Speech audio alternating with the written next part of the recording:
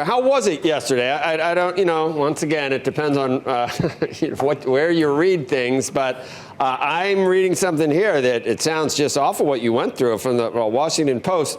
The casualties are now beginning to return home from the battlefield in this trade war that the president said is easy to win. And then the writer goes on to talk about a lot of the senators yesterday complaining. Corn, wheat, and beef are suffering market declines. Soybean market is collapsing. Steel and auto producers, that's going to hit Ohio harder than any other state. Kraft Heinz may move its production facility to Canada. These are just the Republicans that you heard from, Mr. Commerce Secretary. What was it like yesterday? Did anyone say you're doing a good job? Well, the purpose of the hearing was to let people vet a bit and to discuss the problems that they're finding with their constituents. I do think some of the things are a little bit exaggerated. The idea that Heinz would move all of its ketchup facilities from the United States to Canada, when Canada's 1/10 the market size of the United States, seems a little bit of hyperbole to me. So some of them were a little bit extreme. Some were complaints from individual producers who were having trouble getting their exemptions cleared, various mechanical things. So it was a kind of typical hearing. But the more important thing is the economy, in fact, is booming. Jobs are up. Unemployment is down. Capital expenditures are up. Business confidence is up. So I don't think there's really a lot for anybody to complain about. But if we don't know some of the eventual effects of some things in terms of job creation, we wouldn't be seeing it yet, or job losses, right? You're confident that the unintended consequences of helping certain industries with X amount of workers is not going to actually end up being deleterious to a greater number of workers that are supporting that industry. That's really the main contention, that net it could be, you try to help one group and you end up actually hurting many more. That's not going to happen. We won't see that. But no, it's not going to happen. And the reason you won't see it is the steel and aluminum tariffs are so small relative to the whole economy. They're a fraction of 1% of GDP. And in terms of particular consuming industries, it's less than 1% on the price of a car. It's less than a penny on a can of Budweiser, less than a penny on a can of Campbell's soup, less than a penny on a can of Coke. Right. So the fact that there are more workers in those industries doesn't really matter. I don't think any of those industries is within a fraction of a penny of dissolution. That in this same article, Mr. Commerce Secretary, the writer actually describes your attitude as cavalier and breezy, and they actually mention the Campbell soup can that you held up. And it goes on to say, and something we want to just touch on here, that the next thing is that what do you care? Forbes is reporting that you're making out like a bandit with all of your personal holdings tied to the Chinese government and even some to Vladimir Putin. So that's how they even tied yesterday to that. What I will say, Wilbur, this is how the article begins in Forbes. It begins with the president had cabinet secretaries like neophyte Rex Tillerson, conflict-prone Scott Pruitt, and unprepared Betsy DeVos. So that was the first sentence of the piece. You knew it wasn't going to be good when it started like that, I think, right? Yeah, well, first of all, the holdings to which they're referring have all been divested. So it's at best ancient news. Everything that's been done has been done in compliance with the Office of Government Ethics. So these are people second-guessing everything. Divesting is that's in the eye of the beholder. I'm sorry to interrupt, but divesting's in the eye of the beholder, right? Are they in trust now that will benefit your family and relatives? So does that actually count as a divestment? Because the thrust is that if you're still dealing with China and Russia and trying to be tough with all these places, and your family is still going to benefit from a lot of these investments that are now in trusts that's not really divesting, even though it is nominally under the the ethics committee, but in fact, de facto, you're still benefiting. Well, that's simply not true. We've divested of the assets. I have no control over the purchases and sales within the trust. We're not income beneficiaries. We're not equity beneficiaries. I have no economic interest in those trusts. But many of the assets were not put into the trust anyway. It was only the ones that were very difficult to sell. Everything that was readily sellable was sold. So the idea of trusts that meet very specified criteria has been part of government for a very, very long time. It's not something peculiar to the Trump administration. It is true of all prior administrations. Right. So people may say, oh, well, tut-tut. Yeah. Fact is, that's the established practice. It says, yeah, that the ethics rules that are currently in force are woefully unprepared to deal with a Trump administration and the type of people that are in his cabinet. That was the point it makes. Because the money involved. Because everybody, and you do have, it is a global marketplace now, and I've watched your career for a long time. You've had investments in Russia, China, Turkey, all over the place for years and years and years. So I can imagine how complex it is. No, I don't. I don't have any investments in Russia. I never have. What they're doing is innuendo. A company that I was invested in happened to have a Russian shareholder. Okay. Another company happened to do business with some companies in Russia, a shipping company. They take little tiny things and make them into something that they are not. And the worst of all is that they don't pretend to really do the research. They just make these wild claims. Yeah, the short selling. But on the trust, the short selling part was. I mean, I read what you did, and I don't.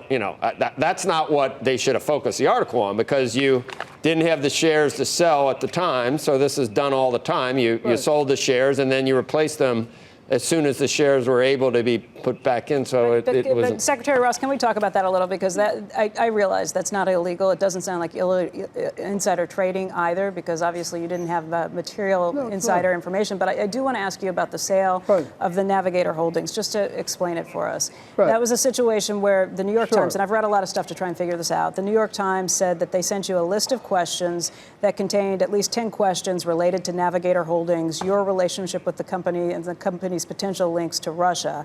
3 days later, they say you opened a short position, and 11 days after they actually published the article, you closed out that short position. So just from optics, that makes it look like you knew there was going to be a negative story written, and that's why you shorted the stock. Can you explain what happened?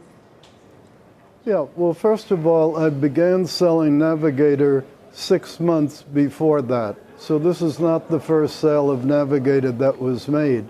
What came about, these were shares that were originally part of a director compensation program, and some of them never really found their way physically to me. So when I found that there were some more shares than what I had sold months earlier, I got them moved into an account so I could sell them. It takes a while to effect that transaction, the transfer. And under the New York Stock Exchange rules, which is where Navigator trades, you got to deliver within a couple of days. So to be sure that I didn't violate the rule, it was technically a short sale. It was a long sale, though, Wilbur. It was you could just say it was a long sale. You owned the stock. You were selling the stock. It wasn't a short. It was only a short sale in the sense that you didn't physically have the stock to deliver on settlement date to the shares that were sold. Did you go back and find those shares because of the questions that were sent? Because, I mean, was it a situation where you just wanted to be out of it? Or? No. I had been working on it for a while, and finally the shares came through. But the fact is, whether the stock went up or down after that had nothing to do with anything. And indeed, the stock is higher now than it was when I sold them. Right, but what's more troubling, Wilbur, is that you're still dealing with all these countries and being tough with them, and the thrust of the Forbes piece is that your family's going to benefit from these investments that you call them divested, and maybe you're not making decisions now, but if you continue, if you still have an interest in what happens, and there are. No, I have no. It's not in a family trust. It's not in a family trust. Yeah, it is in a family trust, and so were holdings of many prior cabinet people. Anybody who's had a substantial portfolio for years and years and years has gone into trust. This one is even more severe in that we can never have any economic interest. In many prior cases, there was so-called blind trust, which this also is, meaning simply that the cabinet person didn't know the transactions that were occurring. Well, that's true here, but it's also true that I have no economic interest now and never can in the future. So it's actually a more strict arrangement than many prior cabinet people have had. This article seems to think you still have an interest, or that your family still has an interest in Navigator. Is that correct? Well, they do until the trustees make whatever decision they do about selling. That's been divested in the.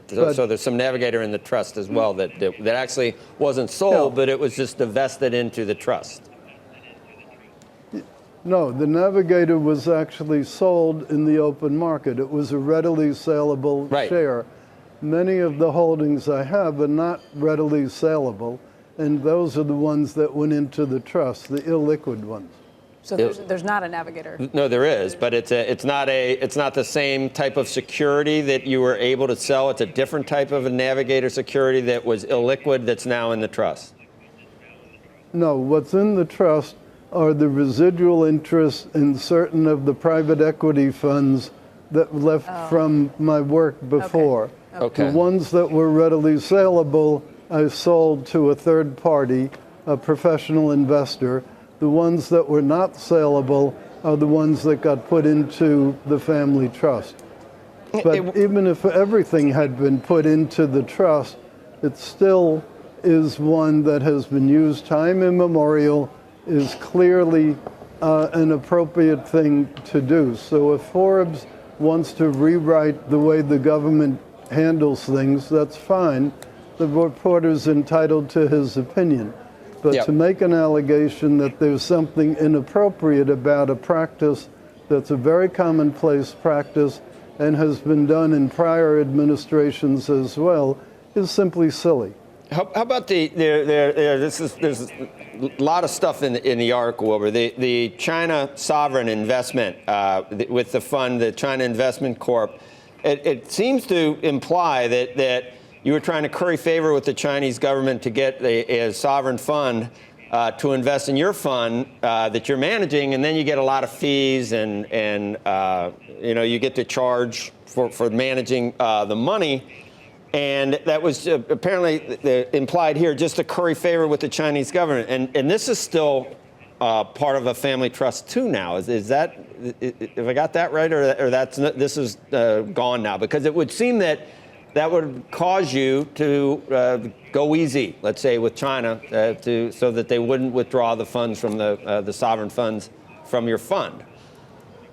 Well, first of all, they can't withdraw them because the funds are partnerships that go on and on and on. These are not open-end mutual funds. If they were, it would have been very easy simply to redeem out. Okay. So that's also a mischaracterization of the activity. It is true that the CIC had been one of our investors. So have been a large number of state pension funds, large number of city pension funds, some universities, lots of foundations. We've had a very large number of institutional investors over the years. There's nothing very unusual about that at all. That's a normal thing in the private equity world. But I have no beneficial interest in any of those situations, and will not. Wilbur, can we talk about trade? Because Wall Street keeps trying to figure out if this is a situation where we will get into a full-scale trade war, or we will sidestep that and just use this as a negotiation to a better scenario. How do you see this playing out? Well, the ultimate objective of the president is to reduce tariffs, reduce trade barriers, and make an open, level playing field for U.S. companies all around the world, whether it's in China or where it's anywhere else. So that is the end game that we are seeking. In order to get there, we've had to do some other measures, and here's why. Under the World Trade Organization rules, there are two basic principles that govern the tariffs you can put on in the normal course. One is called the most favored nation clause. That means you can't charge a higher rate to one country on a particular product than you charge to another. In the case of US, those are very low rates. The second one is called the bound rate, which is the highest tariff that you can put on that product, even if you apply most favored nation. In the case of US, take cars. Our most favored nation rate is 2.5%. So is our bound rate. So there's nothing we can do in the normal course about our tariffs on cars. But Europe has a 10% tariff. China, until recently, had a 25% tariff. Now it's 15%. So if we're going in a trade negotiation to Europe and saying, please get rid of your 10%, and in return, we'll get rid of our 2.5%, they kind of scratch their head and say, well, why would I make a concession to you that's much bigger than your concession to me? So what we have to do is create an environment where it's more painful for these parties that have these huge trade barriers, both tariff and non-tariff. Got to make it more painful for them to keep those barriers than to get rid of them. And that's a lot of what all this exercise is about. In the particular case of China, it's compounded by their disrespect of intellectual property, the forced technology transfers, the cybersecurity breaches, all the various things that you're well familiar with that they do. We're trying to make it painful for them to continue those practices so that we can protect our future. Things like steel and aluminum tariffs deal with kind of the world as it is today. Intellectual property deals with the future world. President Trump is bound and determined to protect American interests, both in the so-called old industries and in the new industries. That's why this is such a wide-reaching and powerful phenomenon. Hey, Wilbur, I don't know what you're able to discuss with us on whether you're starting to see some movement on some of this stuff. There was a report about Germany and the EU tax on cars, and maybe that's up for negotiation or something. Are we in the upswing of doing more and more on the offensive side, or if we turn the corner where you're starting to see some countries come and say, okay, let's talk? If we are in a better position, you would think you would start to see some of these countries weakening a little in their resolve. Are you starting to see that? Is this going to happen with Germany? Well, I don't know for sure about Germany, but I can talk about the steel and aluminum tariffs, which have been in effect for quite a little while. After we put those in, suddenly Europe started a whole bunch of safeguard actions to protect their own borders against dumping of steel and aluminum. Before we put our tariffs, they hadn't done that. Similarly, Japan. Japan had never had a trade enforcement group in METI. Now they have a 20-person enforcement group, and that's spreading throughout the world. So it may sound strange, but the fact that we put tariffs on the goods coming out of them has modified their behavior and has induced a pretty high degree of international cooperation against dumping. Dumping is a global problem. It's a lot China, but not only China, and it has to be dealt with on a global basis and in a very firm manner. Okay, Mr. Commerce Secretary, thank you. Thanks for all the time, answering all the questions. We appreciate it, and hope to see you again real soon. Thanks. I hope you will. Thank you very much.